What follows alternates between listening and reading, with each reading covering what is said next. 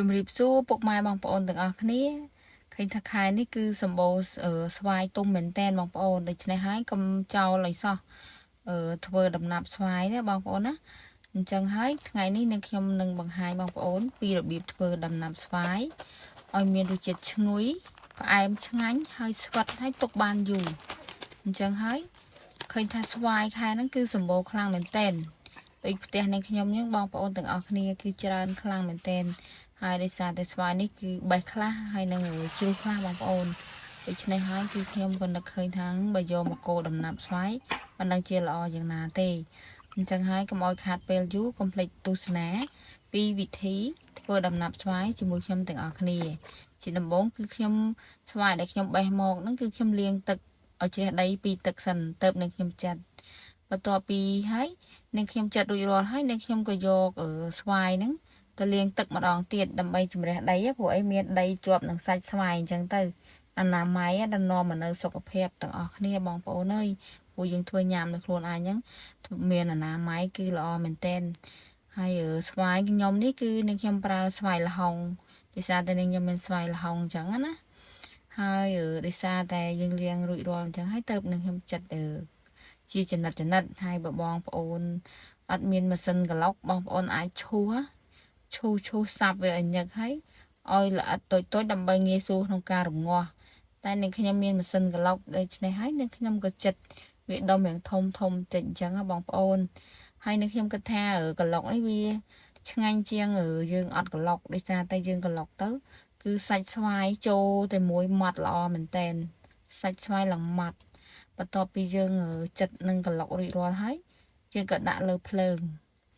ហើយចំណែកអាការកូរវិញគឺយើងដាក់លើភ្លើងហ្នឹងគឺយើងត្រូវកូររហូតតែម្ដងបងប្អូនមិនអាចបងអង្គឈប់បានទេគឺត្រូវកូរជាប់តែម្ដងកូរវឹកអញ្ចឹងជាប់បើយើងដកដៃចេញតែមួយផ្លែតគឺដឹងតែខ្លោចតែម្ដងដល់ពេលដែលយើងកូរឃើញថាបាន20នាទីហើយឃើញថាពុះបានប៉ុណ្ណឹងបងប្អូន20នាទីស្វាយនេះគឺផ្អែមមុតខ្លាំងមែនទែននឹងខ្ញុំអត់ដាក់ស្ករទេព្រោះថាស្វាយល្ហុងគឺផ្អែមមុតឆ្ងាញ់មែនទែនហើយបងប្អូនមានស្វាយអីខុសពីនឹងដូចជាកៅល្មៀតឬក៏ស្វាយសេះអីបងប្អូនធ្វើតាមនឹងទៅតែនឹងខ្ញុំមានស្វាយល្ហុងព្រោះតែខ្ញុំសម្បូរមែនទែនណាមួយខ្ញុំស្ដាយបងប្អូនព្រោះអីស្ដាយថ្ងៃទៀតណាពេលថ្ងៃក្តៅខ្លាំងមែនទែនបងប្អូនហើយបងប្អូនដំណាប់ស្វាយកុំភ្លេចថែមអំបិលបន្តិចដើម្បីឲ្យស្វាយរបស់យើងផ្អែមរៀងដិតរៀងមុតយ៉ាងមុតបន្តិចមានថាឲ្យប្រៃបងប្អូនគាត់ណាដាក់ទៅដើម្បីជំនួយឲ្យប្រៃរៀងមុតចាបងប្អូនកូររហូតតែម្ដងអត់ឈប់ទេហើយគេថាវាខាប់ហើយចិត្តដាច់ទឹកហើយបងប្អូនណាភ្លើងនៅតែបន្តដុតអញ្ចឹងដុតឲ្យល្មមកុំខ្លាំងពេកហើយក៏កុំតិចពេកពុះមកល្មមនឹងទៅសមនឹងជាមួយស្វាយយើងដែលលីបើយើងដាក់ខ្លាំងពេកវាអាចខ្លោចឆ្នាំងអញ្ចឹងណាបងប្អូនហើយបងប្អូនមើលឃើញថាខាប់ហើយទឹកដែលយើងរងាស់ហ្នឹងទឹកស្វាយហ្នឹងវារៀងខាស់ទឹកណាមើលទៅរៀងចិត្តដាច់ទឹកគឺលោតទាំងតែម្ដងវាខ្ទាតផ្លក់នៅពេញឆ្នាំងអញ្ចឹងណាបងប្អូនមើលតាមហ្នឹងទៅយ៉ាងនិយាយទៅខ្ញុំកូរនេះស្វាយខ្ញុំប៉ុណ្ណឹងខ្ញុំកូរ1ម៉ោងកន្លះបងប្អូនមើលនេះឃើញនេះខ្ទាតឡើងពេញឆ្នាំងផ្លក់តែម្ដងហើយបន្ទាប់ពីកូរមកគឺខ្ញុំទុកមួយយប់ព្រោះអីខ្ញុំកូរថ្ងៃល្ងាចដល់ពេលដែលព្រឹកឡើងគឺនឹងខ្ញុំចាក់ហាលតែម្ដងចំណែកឯការចាក់ហាលរបស់ខ្ញុំនេះ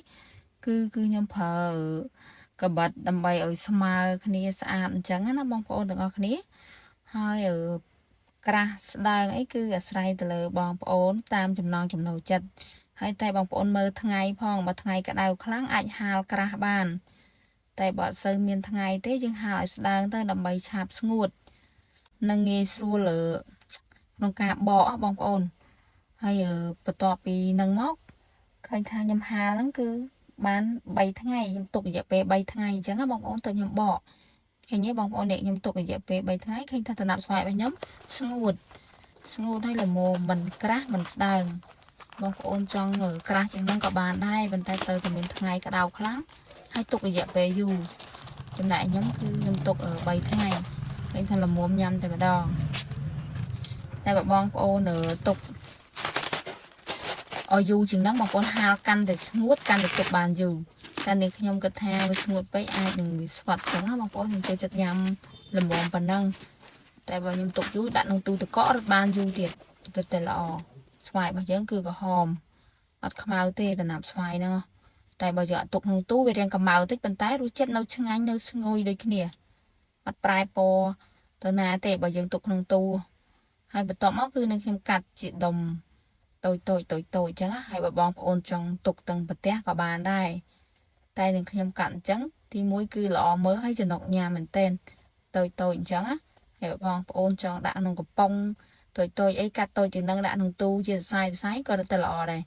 ta nói ngay nha bong ôn ơi đang ngồi hay bơ là lôn món xoay á về đại nhân gần lọc á